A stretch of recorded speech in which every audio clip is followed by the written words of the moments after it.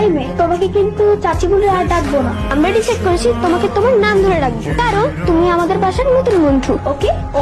By the way, তোমার নাম কি? সোহা। সোহা মামুনি, চলো তো আমাদের সাথে, তোমার জন্য সবাই ওয়েট করছে। চলো। এটা কি?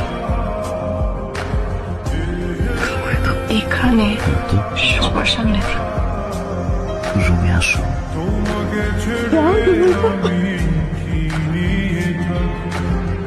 ভালোবেসে যাবো যতদিন বাঁচো। এসো না